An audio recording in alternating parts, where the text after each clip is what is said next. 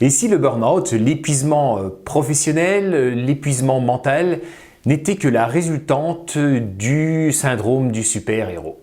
Bonjour à tous et bienvenue dans 2 minutes pour parler du burn-out. Alors si c'est la première fois que vous avez affaire à cette chaîne Burnout TV et que vous êtes intéressé par l'épuisement, le burn-out, la surcharge mentale, n'hésitez pas à vous y abonner et puis à cliquer sur la petite cloche afin de recevoir les dernières nouveautés. Alors qu'est-ce que j'entends par le syndrome du super-héros? Alors vous savez, un héros, c'est quelque part quelqu'un qui défend des valeurs, défend un idéal, quelqu'un qui est engagé pour cette défense de valeurs, cette défense d'idéal, quelqu'un qui va, à chaque fois qu'on le sollicite, être présent.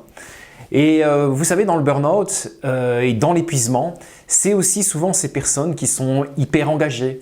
C'est si vous êtes quelqu'un d'idéaliste, si vous êtes quelqu'un qui aimait défendre des valeurs, si vous êtes quelqu'un qui avait un grand sens des responsabilités, eh bien vous avez une certaine fragilité qui peut être présente, ou vous avez au contraire ce syndrome du super-héros parce que de la part des autres, vous allez être perçu comme ça, comme quelqu'un qui est infaillible, comme quelqu'un qui a réponse à tout, comme quelqu'un qui va pouvoir les aider lorsqu'ils sont en difficulté. Par contre, il y a une grande différence entre le héros de la bande dessinée, et vous, c'est que le héros de la bande dessinée, lui, il a des super-pouvoirs, vous n'avez pas de super-pouvoirs. Et donc à un moment donné, pour arriver à maintenir cette attitude dans le temps, il faudra avoir des super-pouvoirs. Et comme vous ne les avez pas, vous savez que ça peut vous entraîner vers un épuisement, ça peut vous entraîner vers un burn-out.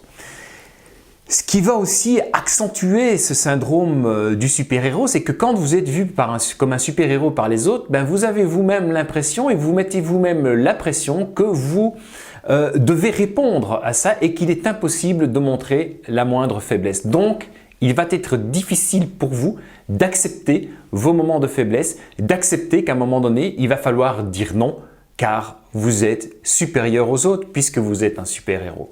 Alors, si on a ce syndrome de super-héros et que vous êtes un employeur, c'est super parce que ce sont toutes les qualités de quelqu'un qui va vous faire progresser, de quelqu'un qui va vous faire évoluer, de quelqu'un qui va pouvoir abattre une charge de travail. Mais à un moment donné, n'est-il pas aussi de votre rôle, le rôle de l'entourage de cette personne, de lui mettre des freins ou de lui rappeler qu'il faut partir un peu plus tôt du travail ou de lui rappeler que cette fois-ci, il devrait passer un bon week-end en famille plutôt que de reprendre du travail à la maison.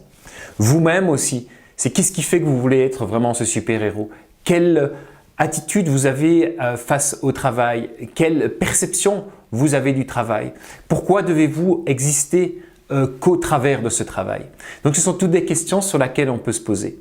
De même que dans le milieu familial, si vous êtes un maman ou un papa au foyer et que vous vous occupez de l'éducation de vos enfants, vous allez peut-être avoir cet hyper-perfectionnisme avec vos enfants. Vous allez peut-être aussi avoir cet hyper-idéal de défendre « je dois être là pour mes enfants à tout prix et donc je m'y oublie ». Et là aussi, ça va être une attitude du super-héros, du super-papa ou de la super-maman. Souvent, on entend ça, c'est une super-maman, c'est un super-papa, j'aimerais bien être comme lui, il arrive toujours avec le sourire. Mais en fait, derrière, il est peut-être tout doucement en train de se détruire aussi à l'intérieur jusqu'au moment où on va craquer. Donc, essayons d'éviter ce moment où on va craquer. Donc, soyez conscient que si vous êtes un petit peu dans ce rôle du super-héros, vous n'avez pas les pouvoirs magiques et donc c'est un risque de tomber dans un épuisement, c'est un risque de tomber dans un burn-out. Voilà pour les 2 minutes pour parler du burn-out et on se retrouve la semaine prochaine. Au revoir.